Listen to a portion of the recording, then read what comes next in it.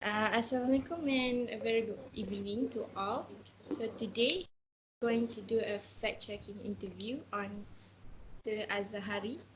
Thank you for participating in our interview. Um, so Welcome. uh, so we are going to touch on the aspect of culture on belief. Our main topic is toxic masculinity. Um, Before we start, I'm going to briefly explain what is toxic masculinity. It is when a man is suppressing their emotions, maintaining an appearance of hardness, and using violence as indications of power. So, can we begin with the first question? Okay. Right. Okay. Sir, do you think you are a man that possesses the toxic masculinity trait? Um, I think I am, but the degree of it changed from time to time. So basically, when I was younger, I'm more concerned about my appearance, to the masculinity of my appearance, rather than now. Basically, I'm still concerned about it, but not that important anymore. Okay. Um, Next question is, at what age did you realize that you have this kind of trait? From my experience, I think it started to develop since I was in primary school. Whereas maybe standard 3 or standard 4, because I got a lot of fist fight with my friend in the classroom. So Okay. sometimes just to show off to friends, stuff like that. Okay, okay. Who taught you the existence of this kind of machismo? Okay, so basically, maybe you don't know my family background. So, my father passed away when I was 2 months old. So, I'm the only male in my family. So, basically, no one taught me about that. Okay. So, I discover and learn about the concept of this masculinity from, I think, from the society and from the television. Society. See, um, for the next question, why do you think this, from your point of view, do you think do you think toxic masculinity is rampant in our society? Um, to say it rampant is as we are talking about a criminal case. But I believe that every man have experience with this belief in themselves. Of course, it's pretty common that every man want to look manly. They take care of their appearance and whatnot. But of course, like I said, the degree of the belief change from time to time. So I can see that almost every man, I don't know, maybe in the world, even have this concept and have this belief in themselves. Why do you think this attribute exists among males? This idea and this concept has been introduced by the society. Okay, so our society shape how men should be, how they should be. Look masculine, look, muscular. Even they have to be strict. They have to be strong in terms of, energy, physical body, or even the way they think. Their mindset. So once this concept has been introduced and uh, accepted by the society, so everyone basically have to go through the same process that they cultivate the idea into our mind, and we live with the concept for the rest of our life. How would you describe someone with toxic masculinity?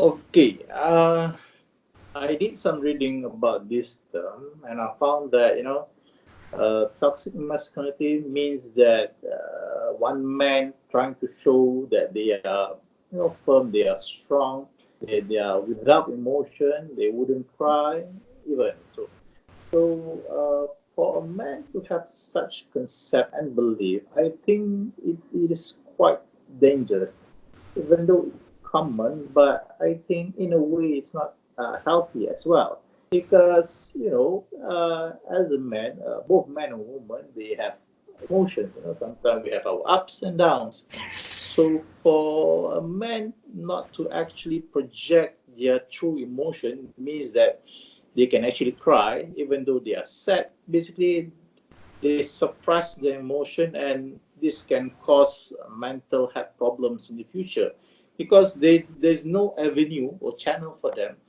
to actually express those kind of sensitive emotion. Otherwise, they will deem as weak. Okay. Right. Right. What do you think? I'm sorry. How do you view and react if someone has this belief? Uh, well, everyone's with their own opinion. I don't really mind about it. But I think it is okay to have such concept and belief.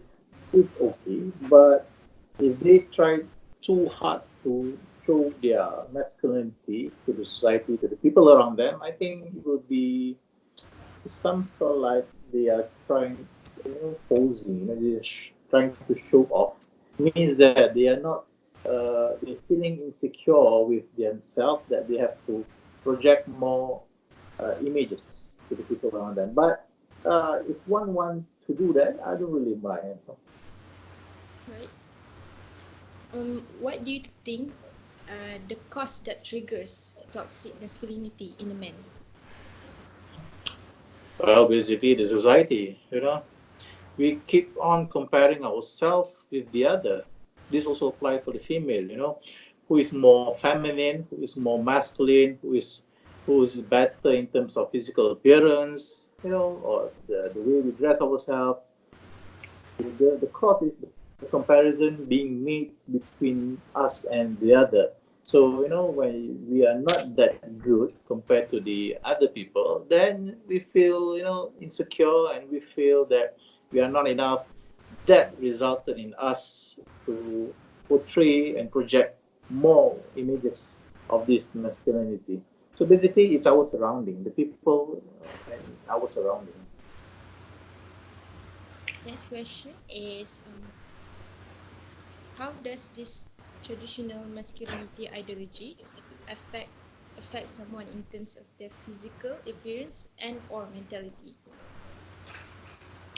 Well, basically, like I said just now, for example, the way they dress, they will be much more particular in choosing the type of shirts that they're going to put on their body, maybe their hair, I don't know, the shoes that they're going to wear.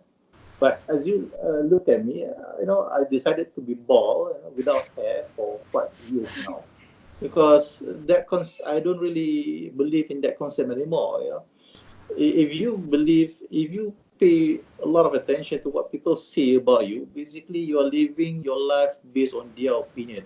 So no, I don't adhere to that concept anymore. That's why, I just dress myself the way I want. Okay, but talking about your question just now, basically, if they feel that they are not that masculine, they're not going to go into the society and present themselves. So it can cause a lot of problems to their mentality as well, because they believe that people are evaluating and judging them from time to time. That's the problem. Okay. So going to move to the next question. Um, how does society pressure men to suppress their emotions except for anger? Uh, okay. As you can see in the social media, it is very common that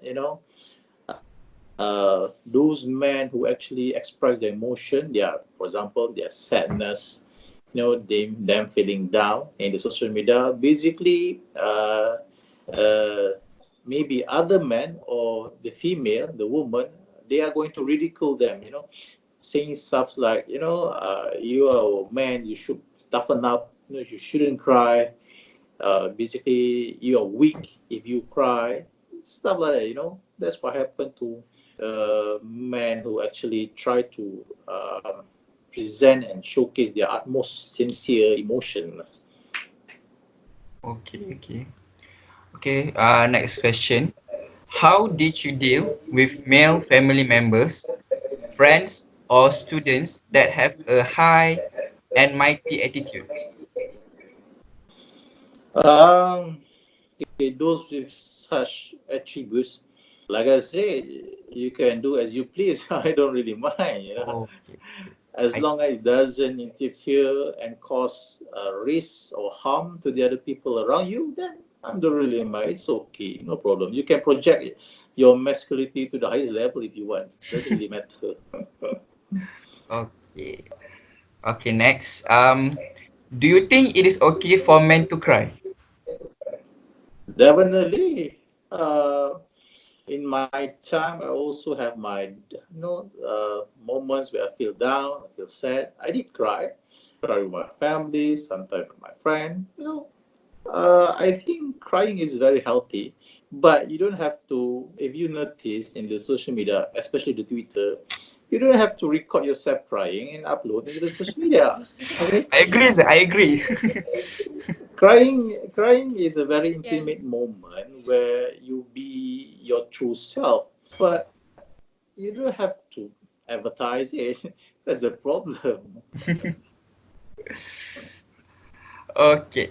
For the next one, do you think it is acceptable to cultivate this kind of trait in the society? Um, to one extent, we should cultivate this, but to another extent, we shouldn't.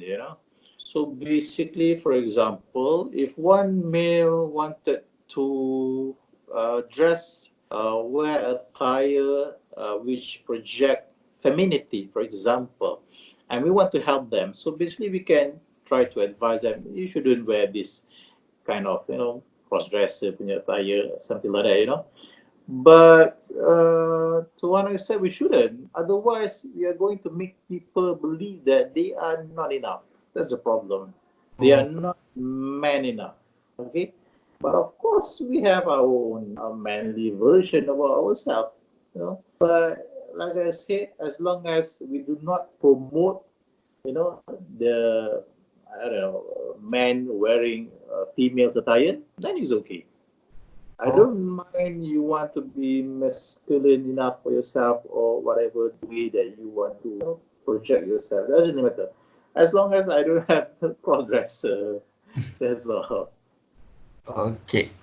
Next, how dangerous can it be when this trait is being praised in our society? Being praised. What do you mean by being praised? Is that Is being looked up to. yes, Yeah. look up to.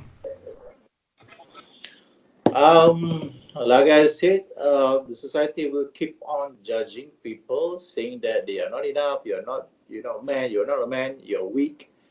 Mm, but if that person himself, put a lot of attention to such things that people say about it, then they will be devastated. Basically, it's not going to be a bad. It's not going to be a good situation for that person, especially in that kind of society.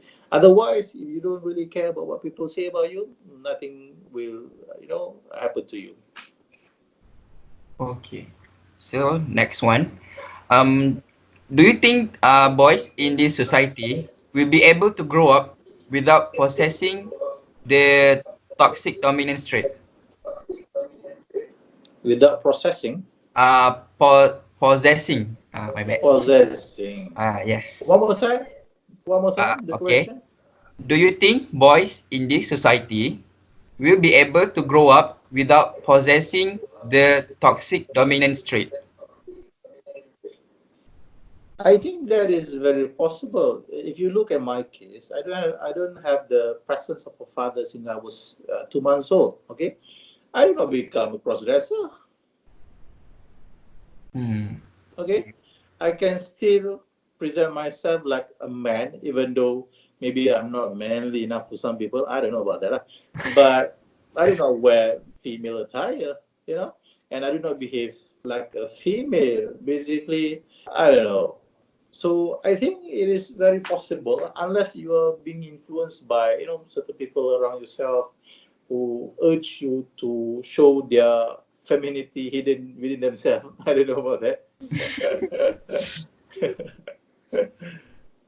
Okay. So for the last question, how should we prevent virulent manliness amongst men? Their true emotion without actually being judged. Uh, Especially, we have to start with the female, okay? Because the concept that female have usually, commonly, I'm not saying everyone, that man who cry is a weak man, and the same concept, possessed by the other male. Okay, so we should start with something that it's okay to cry. Okay, as long as you do not exaggerate it. So it's something common that you should cry. We should start with the society, basically. That the society will actually learn about that and then consider it as a norm when a man cries. Okay, if we are not being judged by the society when we cry, if we are not being categorized and labeled as weak, as not manly enough by the people, I think every man will think it is okay to cry.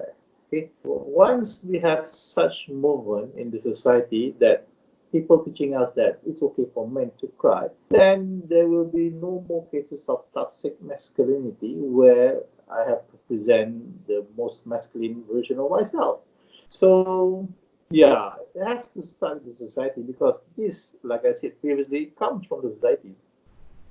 What I mean by society is people around us. It can even be your father, it can be even your family member or your friends.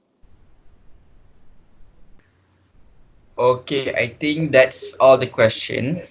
And thank you again, sir, for participating in our interview. Thank you so much. Thank you. Yeah, welcome.